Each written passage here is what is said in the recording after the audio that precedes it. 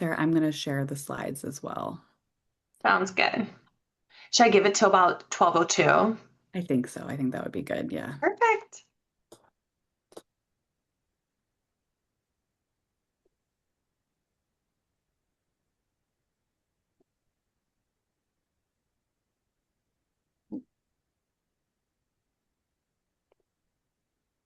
Just lost it. Does that look okay to you? Looks good. Okay.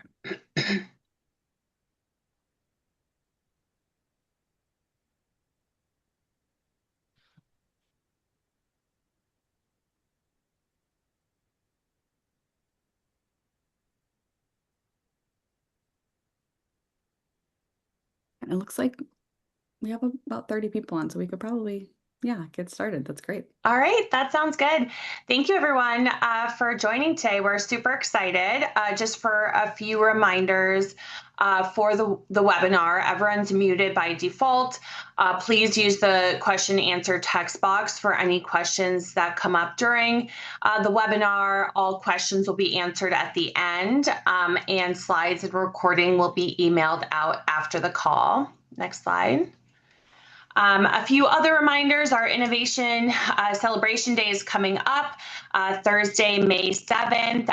So please join us. The actual Innovation Challenge is between 2 to 4:30 p.m. And then at 4:30 p.m. we'll have some networking and posters. So come join us for that. Next slide.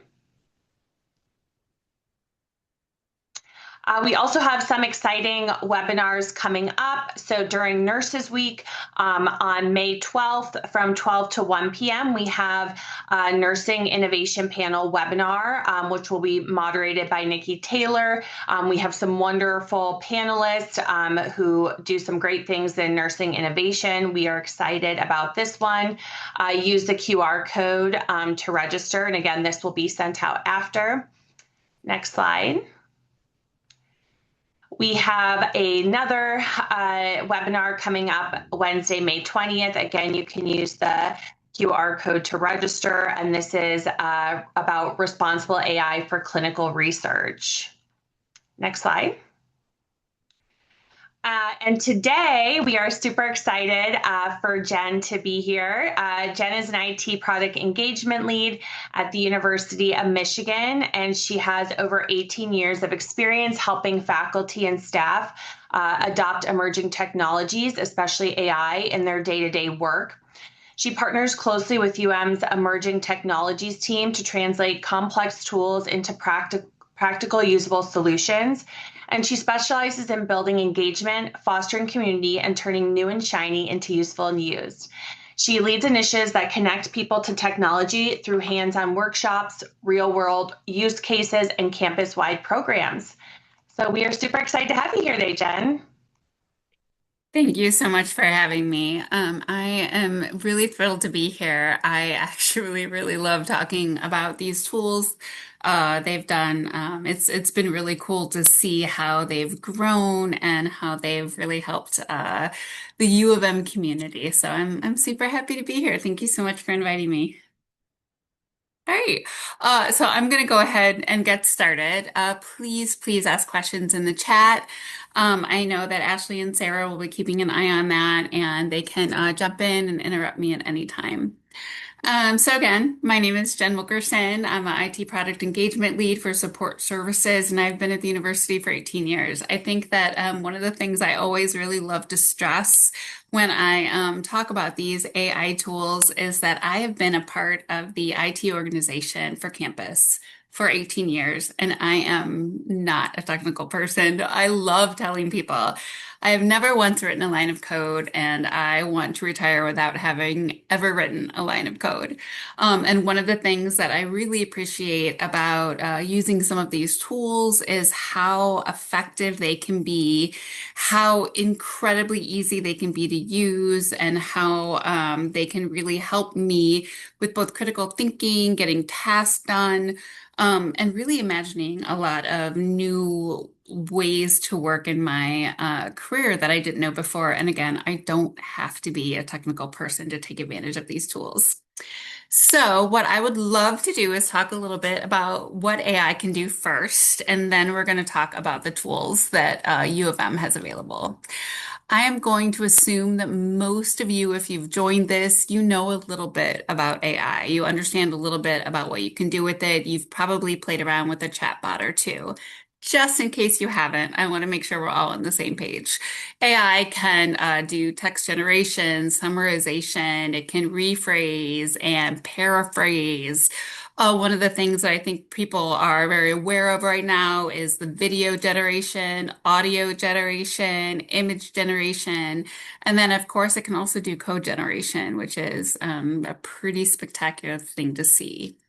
So again, I just want to make sure we all know there are all sorts of AI tools out there now, right, that may do more than just this. This is just an overview of the, high level things that you can do with AI, right? So now let's talk about the tools that are available to you through U of M. We have UM GPT, Maisie, Go Blue, and then UM Toolkit. So I'm going to go through a little information about each one.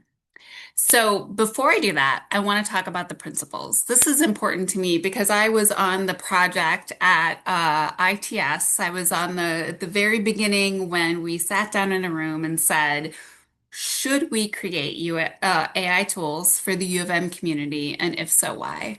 At that time, right, it was very early 2023, and OpenAI was really the big dog then. There are some other big dogs in the mix now, of course, but at the time it was OpenAI. We all knew that there would be more though. So why would we create something that we knew other vendors were going to create? As we started talking about this, these were the principles that we talked through, and these are the things that we go back to pretty regularly whenever we are thinking about a new tool or new updates or new features to put in tools. We go back to our four principles. Security. We wanted the U of M community to be able to use AI in a secure way from a secure infrastructure, right? So using encryption and authentication. Privacy. We wanted to ensure that everybody in the community could use AI without being worried about sharing their personal information or being concerned about what happens to the data that they put in an AI chatbot. Accessibility, for instance, every single one of our tools are screen reader accessible.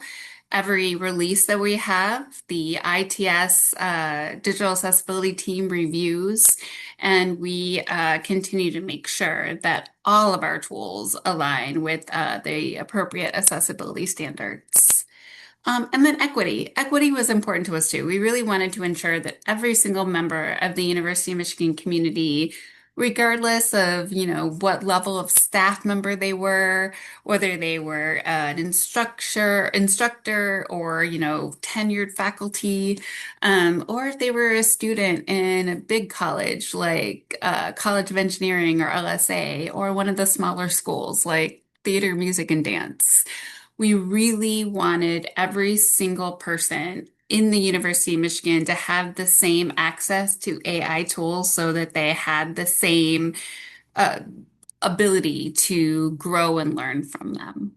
Again, these are important to me. I'm someone who needs to find meaning in my job. I know that there are some scary things about AI, and I would tell you that the ITS emerging tech team knows that too. These are things that we talk about, but we also talk about the breadth of new and exciting things that AI can bring, and the ways that it can make us more efficient in our positions, more efficient in the everyday tasks that we do. And we want to make sure that that is something that we can all experience and grow from. So these are the principles that we always go back to. Thank you for listening to that. Now let's move on a little bit to what each of our tools are, right? So first we have UMGPT. I'm guessing everyone here has at least one experience with a chatbot, and that's what our UMGPT is. It provides us secure and private chat.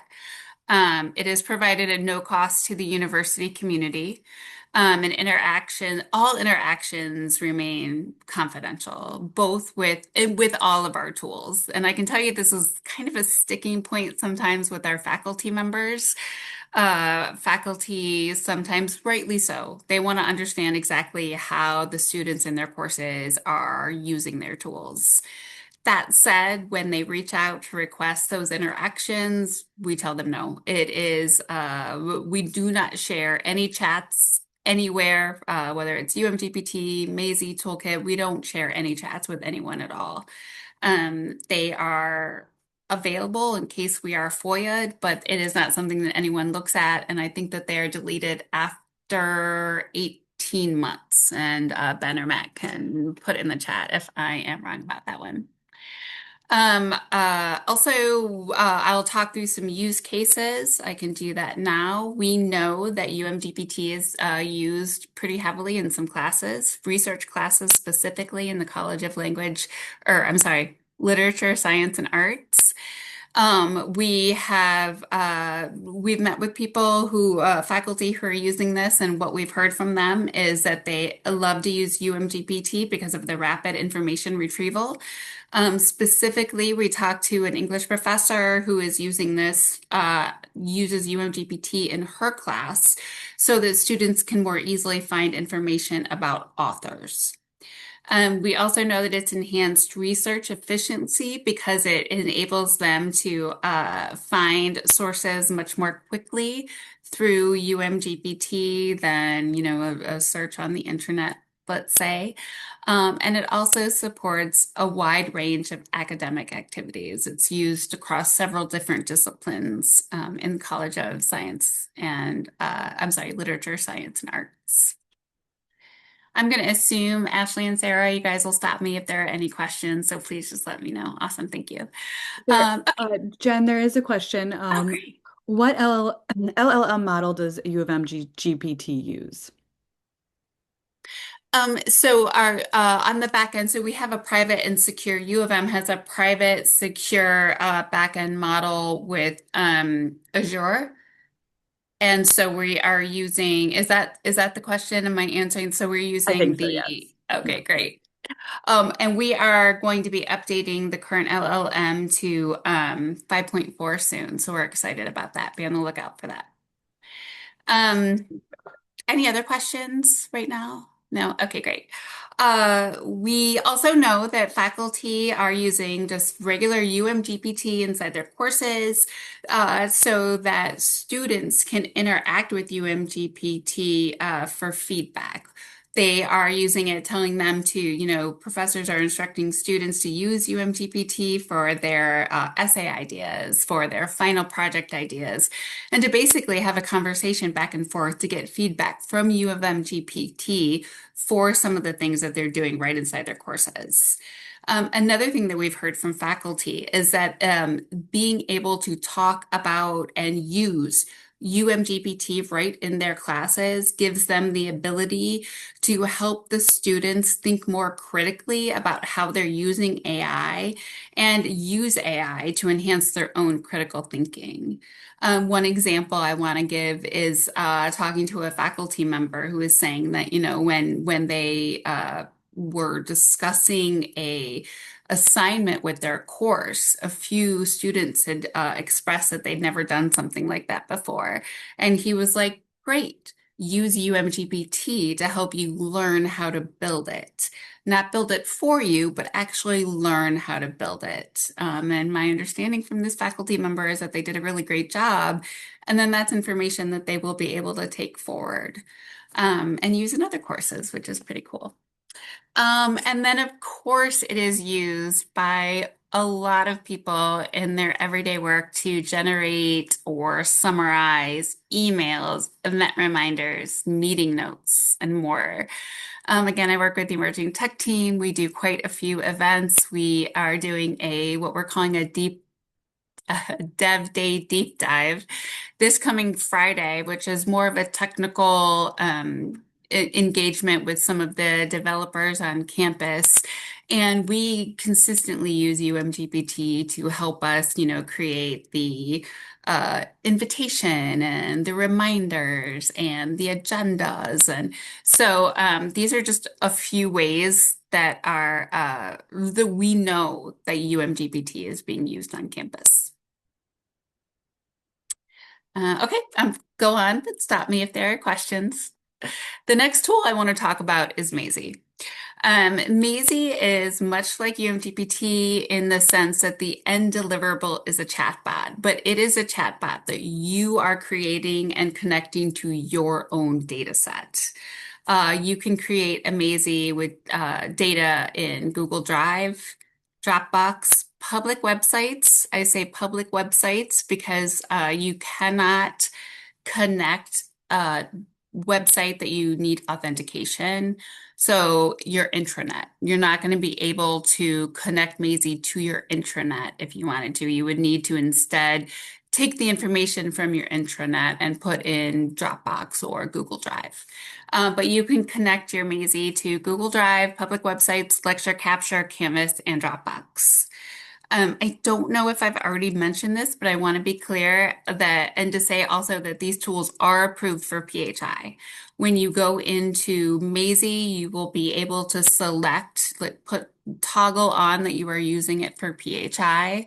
But all of these tools are approved for PHI as well. There is a monthly billing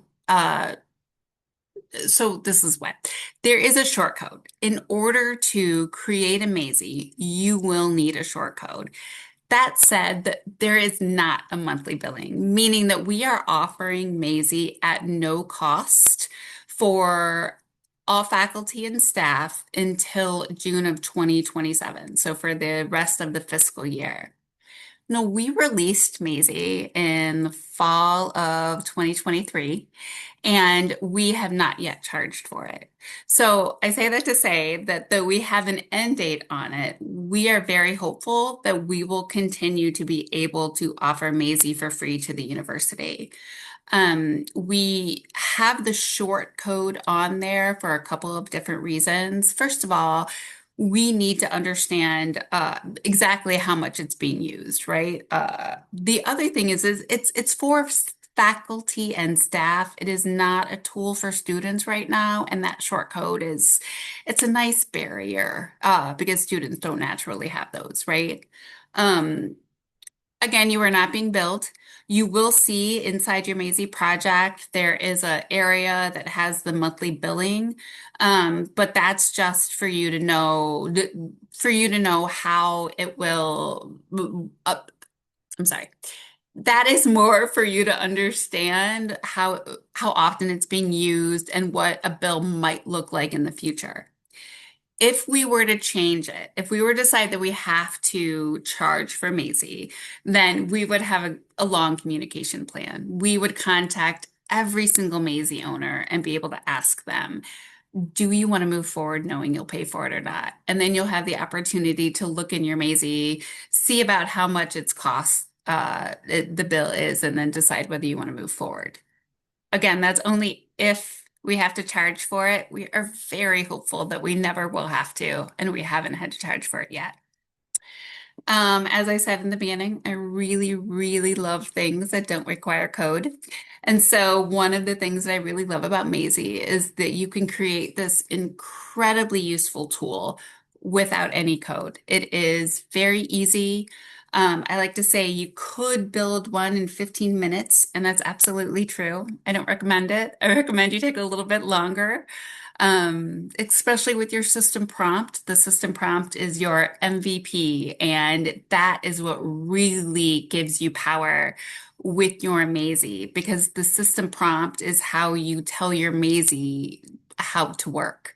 Think of your Maisie as an assistant. You hire an assistant to help you do your work. You need to explain to that assistant what exactly the work is, how you want them to do the work, and what resources they have with which to do that work, right? And then, you talk to your assistant, you watch how they do a little work, you do a little testing. And then if your assistant isn't doing it exactly how you want it to, you don't just give up on them. You're like, okay, I need to go back. So then you go back to your Maisie system prompt and maybe you make some adjustments and test it out a little bit more from there. Um, so I say those things to say that you want to think of your Maisie chatbot as an assistant, and your system prompt is how you help your assistant understand their duties, the tone, and the way that you want them to interact with users that use your Maisie. I am going to go through a couple of examples. We've got some really good Mishmet examples here.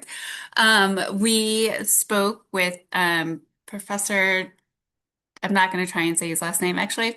I'm just going to say that we met with the professor yesterday, and he is using Maisie for his medical school pre-clerkship curriculum. So it supports 171st year students. They have access to over 500 curriculum files through their Maisie. They use Maisie in their courses to review materials and generate practice questions. And they also use it to simulate patient interactions and curriculum mapping. When we met with him yesterday, he said that he believes that it's been extremely beneficial for his courses, and there are plans in the future to provide different mazes with different patient interactions to help the students understand how to deal with patients that have different symptoms and different attitudes. So I think that is an incredibly powerful use case for Maisie. Another use case that we know is happening within Mish Medicine is the patient safety incident report. This is a Maisie-powered AI system that processes and standardizes patient safety incident records. One of the really cool things about this is that so that my understanding of this is that the patient incident reports are faxed, and that this takes some really kind of complicated information and puts it into an easier to understand synthesis, right? Summary. And it has a 98% accuracy. Jen, we have a few questions in the Great. chat. The first one is, do you anticipate a model similar to Maisie that can be used for intranet sites? Many of our sites in Michigan Medicine are on SharePoint, and it would be helpful to be able to use something like Maisie without having to download things to a Dropbox or Google Drive. It's a great question. I know that has been some work specifically on making Maisie work with SharePoint. I believe that's in development, actually. I can't speak to to how far it is, of course, but my understanding is that our team is working with Michigan Medicine to see about, to work through developing the ability for Maisie to work with SharePoint. Great. In terms of intranet sites, that's a really hard one, right? Because again, you log into Maisie, but then you'd have the way that it would work with logging into the intranet site is much more difficult to make happen with Maisie. So we do have a couple of units. I worked with a couple of units who wanted to create a Maisie from their intranet, and what we ended up doing was making copies of all their intranet pages and putting into Google Drive. It's not a perfect solution, right? Because then you have your data in two different places, and you have to make sure that you update the Google Drive when you update the intranet. And so it's not a perfect answer, but it is a good workaround, and they have been happy with their data in Google Drive. Again, that's not a perfect answer. I don't know if there will be a upgrade to Maisie where we can do intranet sites. It certainly has not been figured out yet. I don't know if I know Ben Andrews is on. I don't know, Ben, if you want to say more about that. Yeah, it's a technical challenge on Yeah. our side. There's not much more. Like we've heard the request. It's just a really difficult challenge to do because you're bypassing security at that point. So it's a really tough one. We Thank have been asked. Are there other questions? There was one other question that Ben nicely answered in the Q&A, but I will read it here. Are GSI or can GSIs get access to Maisie? And the answer is yes. And GSI is just so I understand, that's graduate student instructors. Yes. Yeah. Yep. Yeah. Yep. So, yep, they have access to Maisie. Right. Thank you. And that's all we have right now. Okay. So this next use case is not a Michigan medicine one, but I really wanted to show everyone how Maisie works. So I am going to go into our SPG Maisie and we're going to test it out. So just so you know a little bit about it first, our SPG Maisie, SPGs are, are all of our policies. This is for campus side. These are all on the internet, but if you've ever gone through an SPG or just a detailed policy, you know that they are not always fun to read, right? So we created Maisie for the SPGs. I am going to go ahead and click that, and then I assume that you all see the SPG Maisie, right? Now, one of the things that I will point out here is some things that you can basically customize for your own Maisie. You get to name your Maisie, right?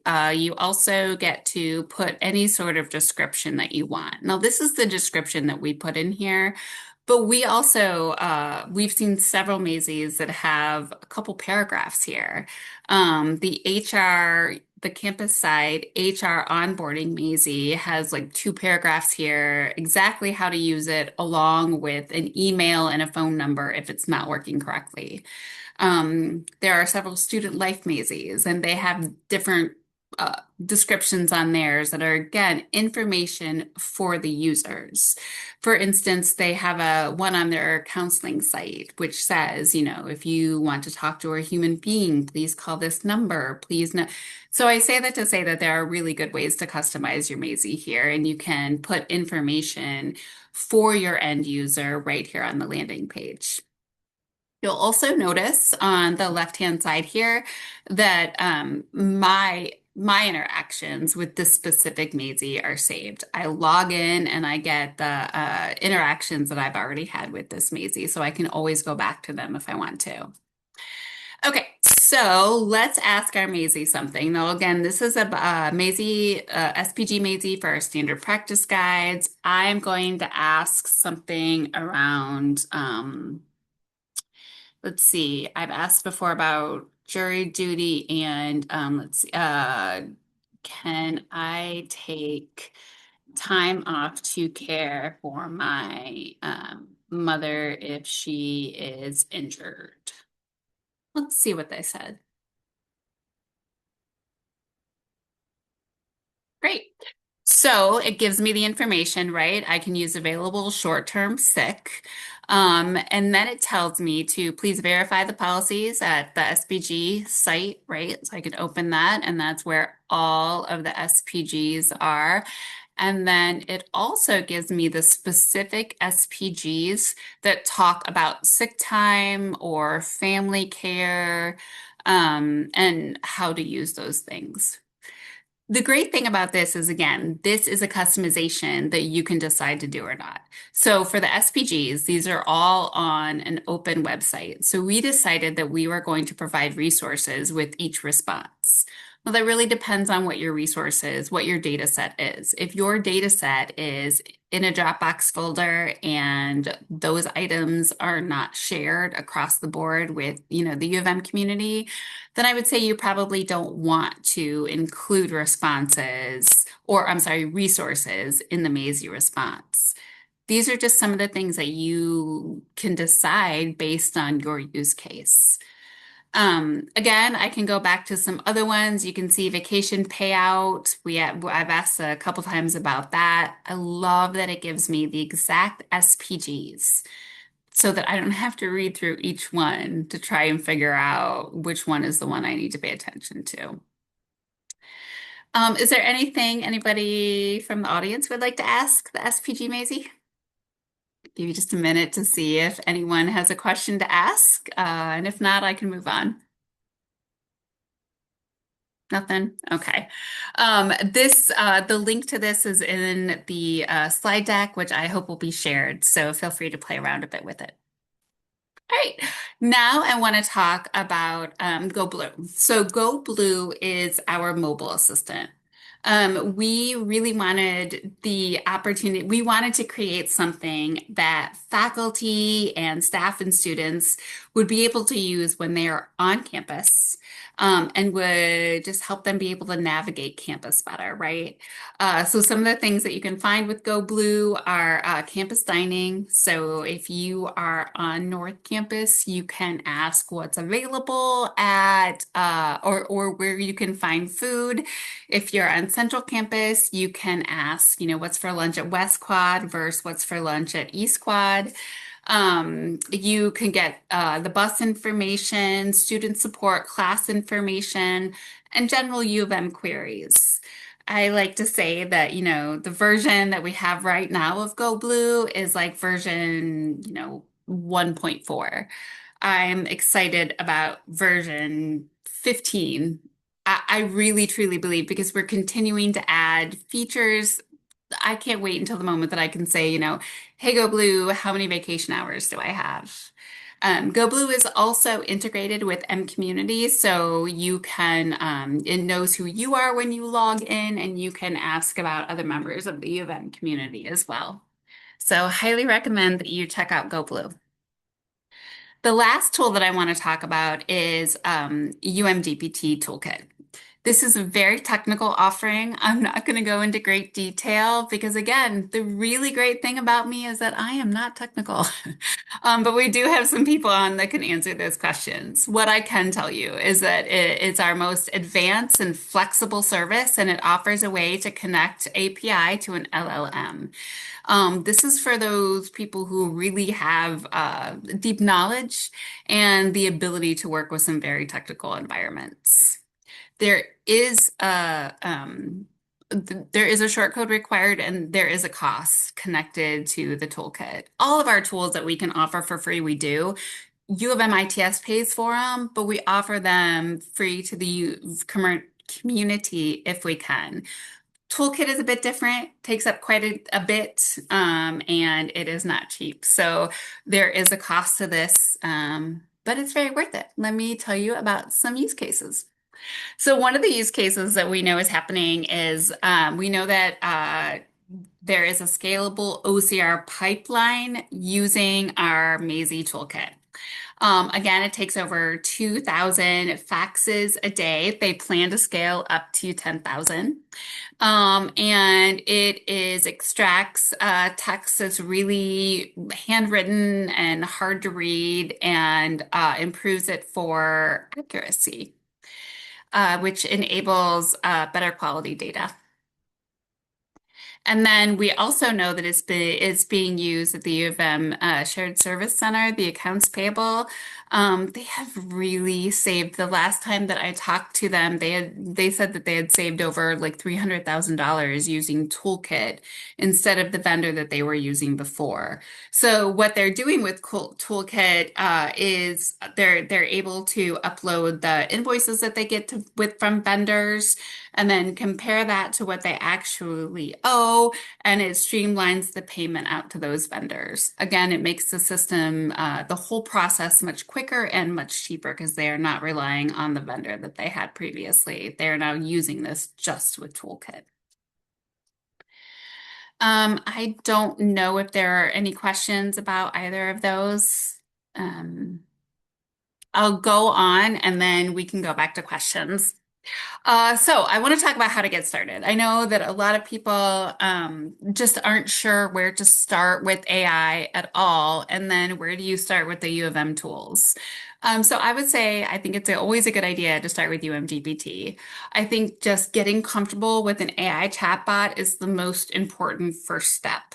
And again, when you use UMGPT, it is not only free, but it is completely safe infrastructure with which to chat on, and your chats are completely private. Log in. Try something low risk that you do every day. One of the things that is really cool to see is how AI responds to your responses on its output, right? Like you explain, like you really don't have to even give it a ton of information.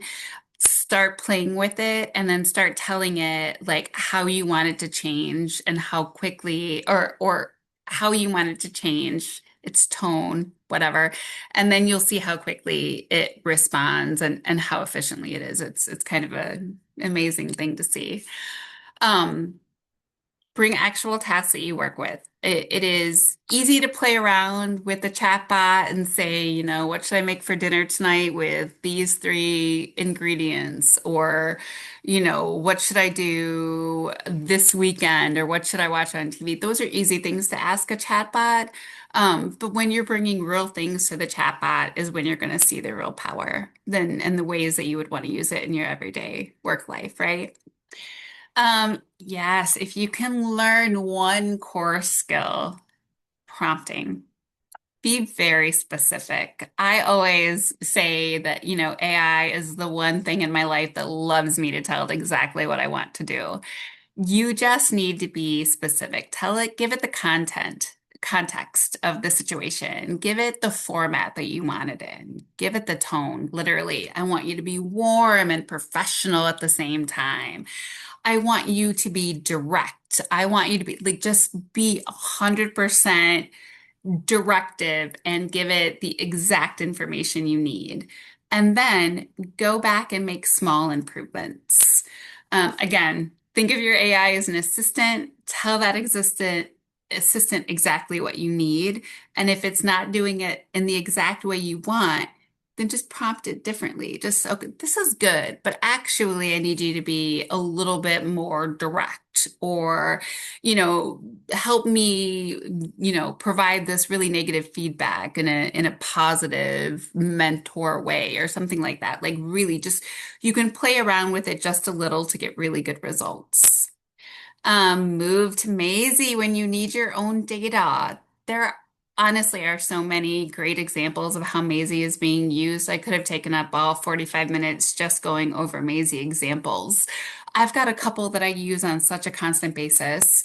One of the Maisies I've created, there are a couple different websites that I am in charge of updating, and I have a Maisie that the data set is every page of the website along with drive files on the tone of the website and how things should be handled on the website. So every time I need to add a page, I go straight to that Maisie. Um, Really highly recommend, and again, you won't be charged for it.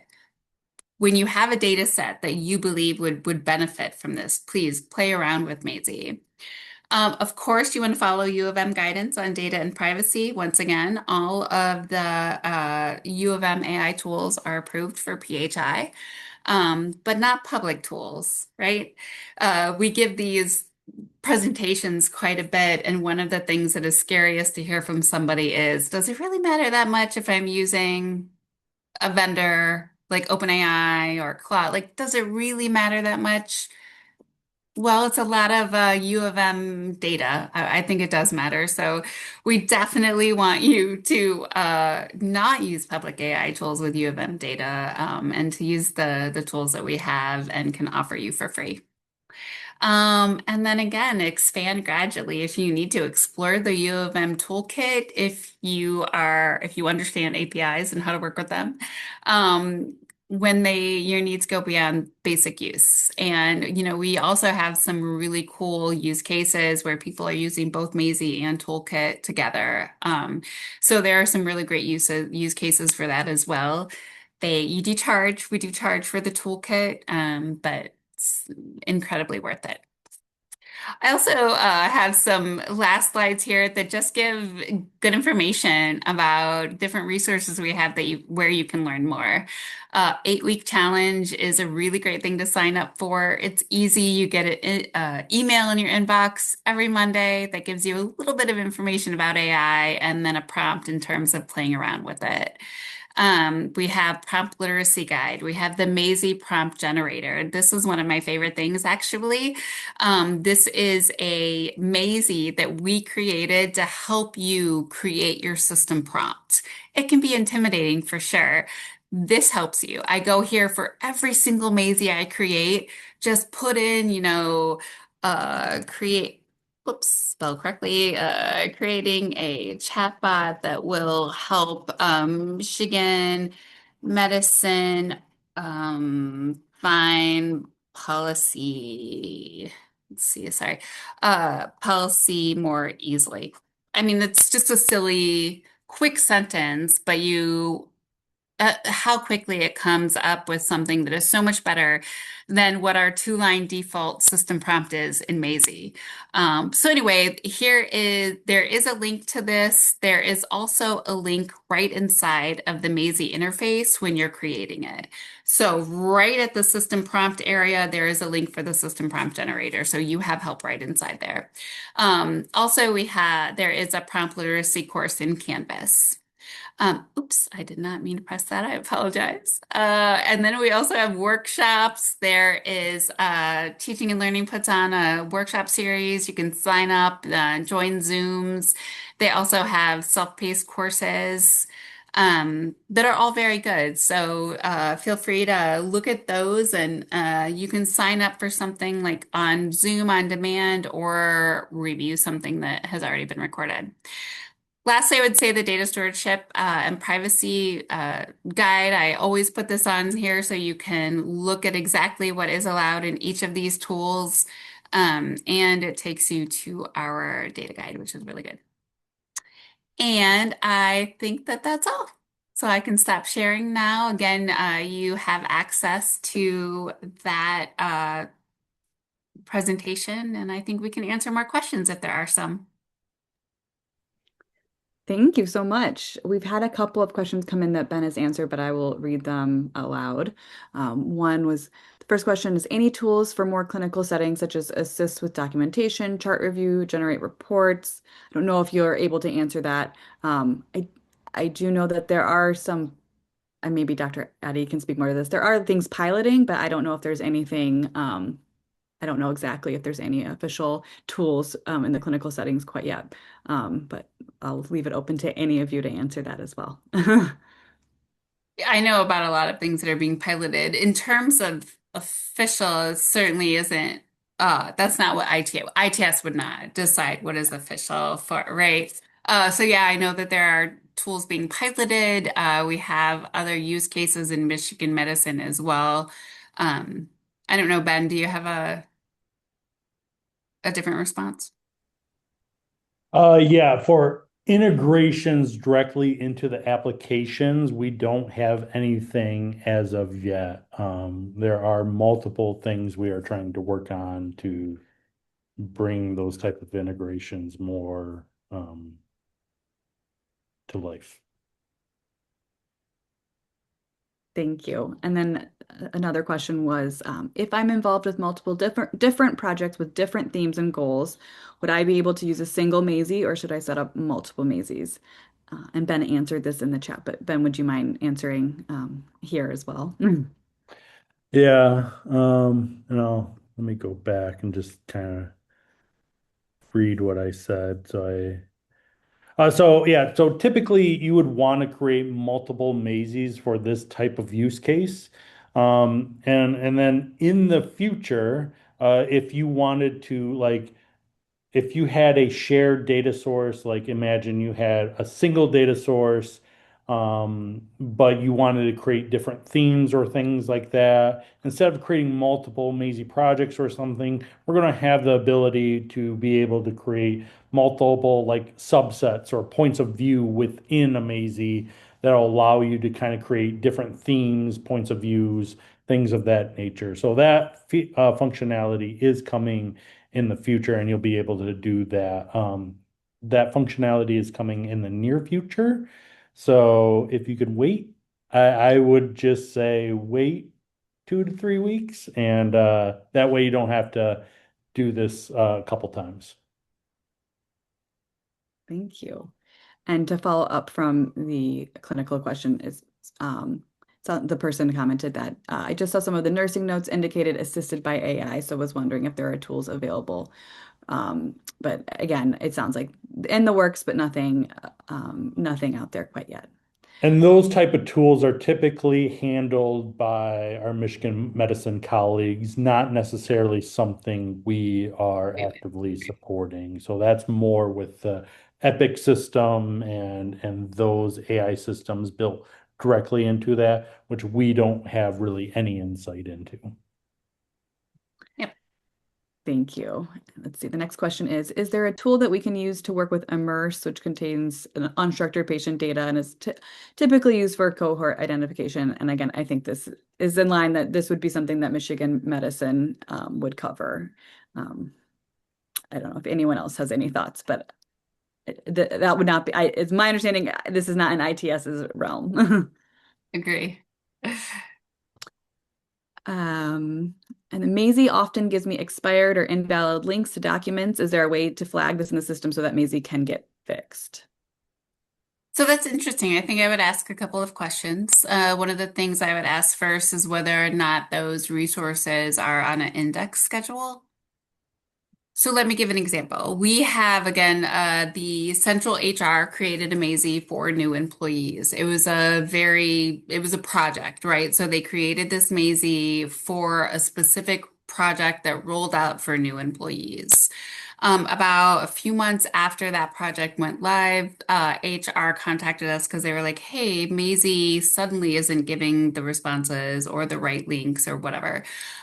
We took a look at it and realized that the project manager who created that Maisie had left the project and there was no one tending to the Maisie.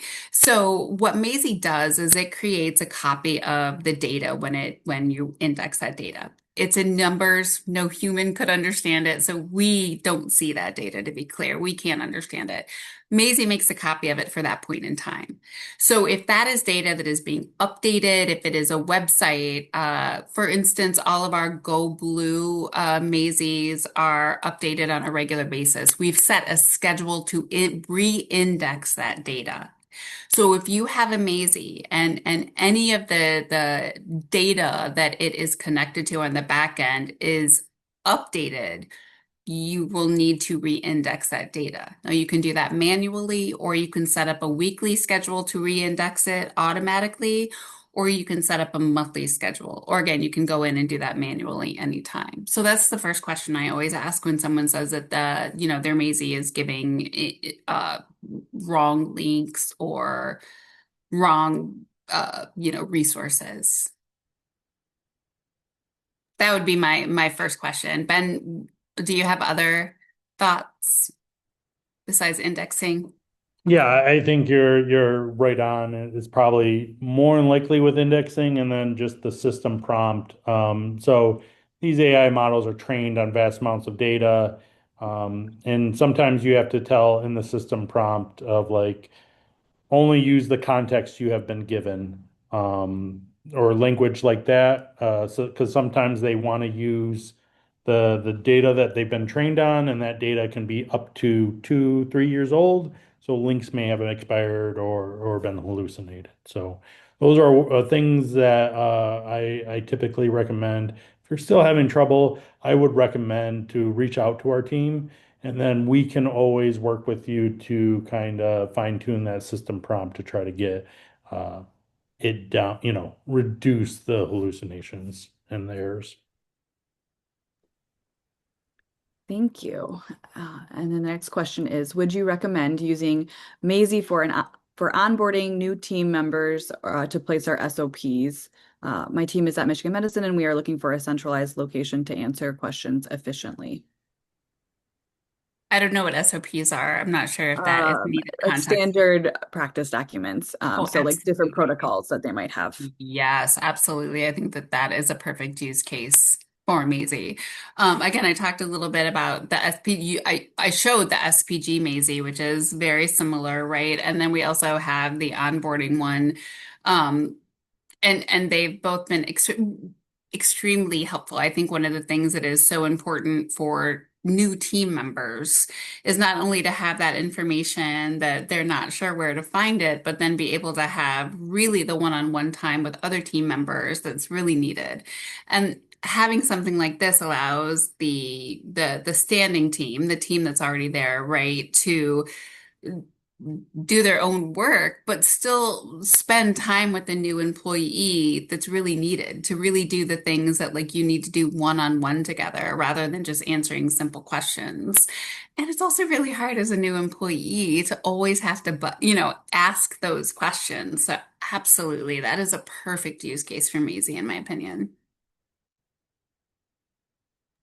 And it looks like we have one more question here. Is Maisie or U of M GPT capable of searching medical specific resources and literatures like answering clinical questions? So I would say it depends on the data set for Maisie.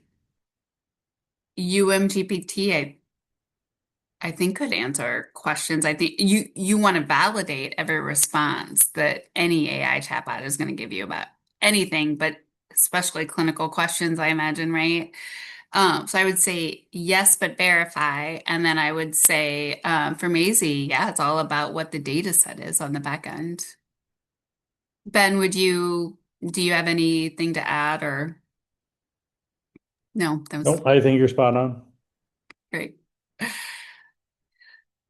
I don't know if there are any other questions. Please feel free to ask away.